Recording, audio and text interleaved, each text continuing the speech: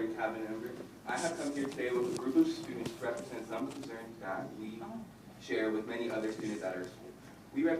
We represent some of the top academic performers from the Palo Verde High School Class 2017 with a GPA of a 3.75 or higher. We say with great pride that we are Palo Verde Yellow Jackets. Our duration at PVHS has taught us to stand up for our personal beliefs. At Palo Verde High School, we're constantly being pushed to achieve our academic goals, and we're thankful for a quality education. We're reminded every day for what a blessing it is to have teachers who believe in us. Standing before all of you, we appreciate that there are people in our community who are willing to have open minds and listen to our concerns. Being raised in a small community of life, passion is instilled in us. Whether you decide to be an athlete, scholar, or both, the students of Palo Verde High School are extremely passionate about the activities they decide to dedicate themselves to. We stand before you today, after much debate, to question why something we are ardent about is being taken away from us. Throughout high school, we have worked through the night and into the morning to finish projects, complete hours of homework, and study for exams in order to become the highest achieving academic students at Palo Verde. We have sacrificed our social opportunities in order to achieve this goal of maintaining over a 3.75 GPA.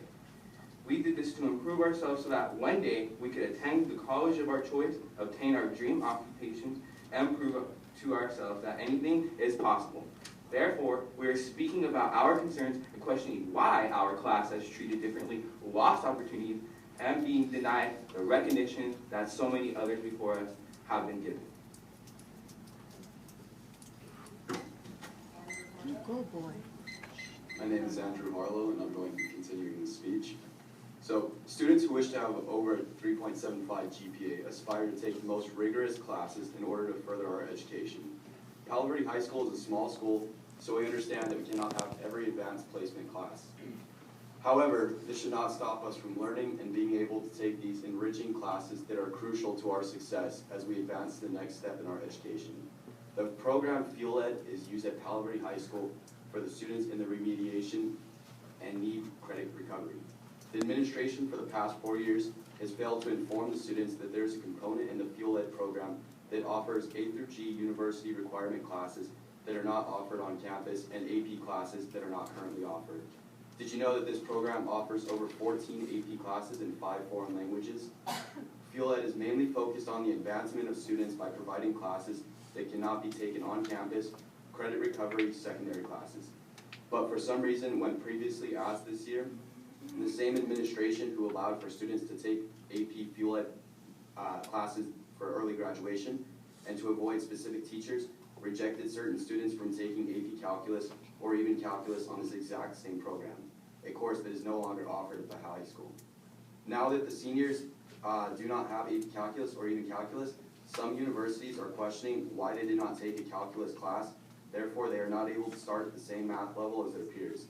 Why would certain students be able to progress their education with Fuel Ed by taking AP classes online in order to graduate early for personal reasons when students who simply want to enhance their education are prohibited? We feel there is an example of bias on the part of the current school administration and question why the school board would allow this behavior to continue.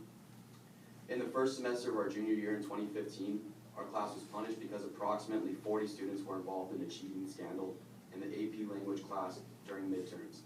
Many juniors were caught with answers to the finals and received tremendously high scores on the fake AP exam. Shockingly enough, last year all of the AP language classes in the 11th grade were forced to confess on a piece of paper what we knew and who cheated. Those who confessed were assigned mandatory community service, dismissed from clubs, from leadership positions, and got our top 10 in white robes taken away. During the 2016 midterms, a repeat of 2015 happened. The class of 2018, this year's juniors, also cheated on the winter midterms. The teacher of the classroom caught the students by noticing that, once again, the juniors had tremendously high scores.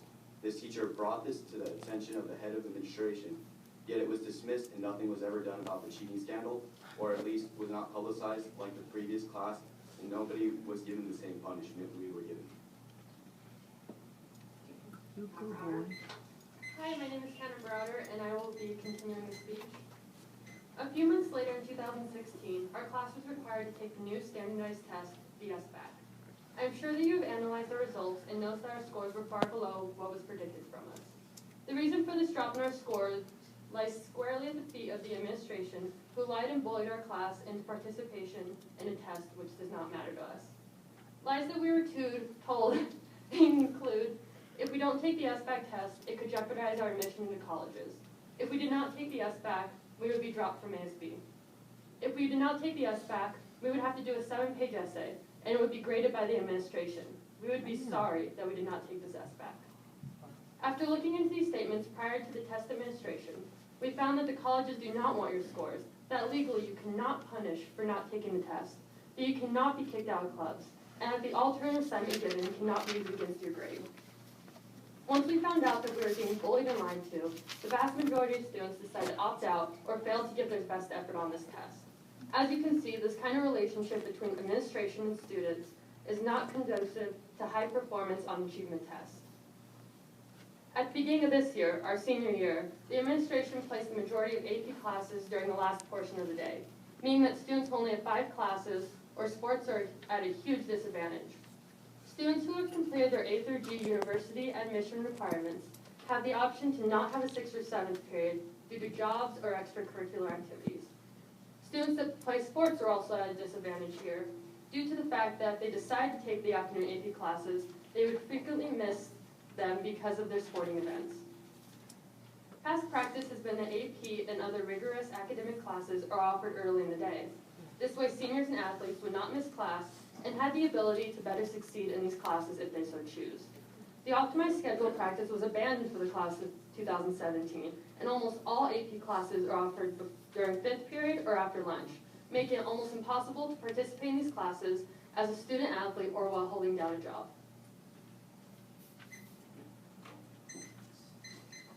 Hi, I am Brianna Birmingham, and I will be continuing this speech.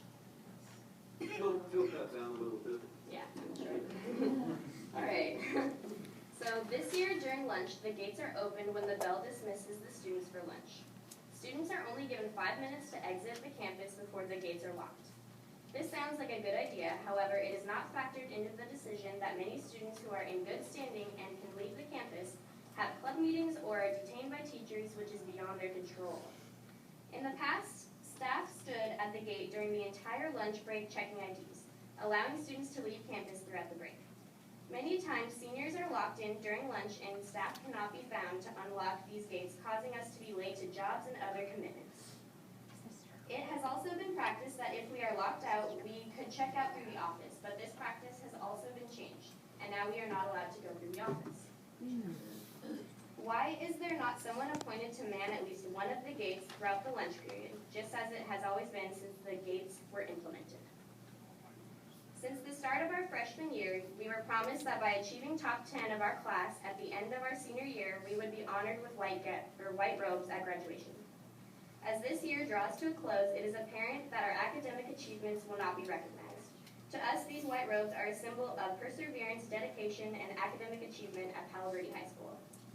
Almost a year after the 2015 cheating scandal, word was spread that the administration of Palo Verde High School had considered granting the seniors the top 10 and the white robes back. Ecstatic, we decided to go speak to Ms. Cox directly to see if this was true. Our direct question was answered by referring to our agenda and vague responses.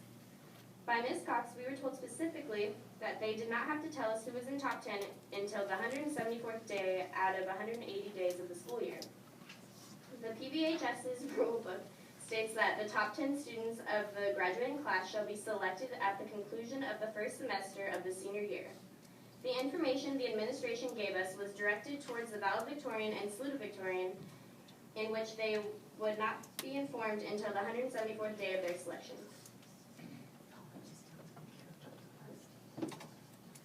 So, why is our administration refusing to answer our questions, and why have we not been informed about who is in top 10? Thank you.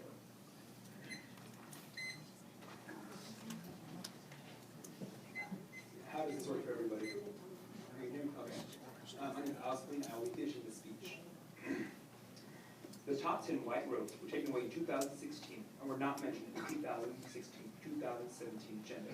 We decided to investigate into these past year's agendas and found that the 2014-2015 agenda failed to mention anything about the white roads, though the students wore them at graduation. We have here for, don't see that? Okay, cool. Let's get through that, apologize. Board and cabinet members. We understand that it's far too late for you to make a change when it comes to allowing seniors to take and expand their AP choices. Right, reorganizing the schedules of seniors and athletes, to add clarity to the lies we're told about the expect, and to give justice and punishment to the juniors who cheated this year. However, there is still time to do something about the white gowns at graduation and block gates. Class 2017 deserves white roads at graduation. Besides the white roads, there is no school grant programs or recognition that is in place for the top 10 achieving students. In Palo Verde, these white gowns are much more than just a white gown. It is symbol of perseverance, dedication, and academic achievement. Mrs. Cox has failed to answer our questions regarding these issues, and no progress is being made.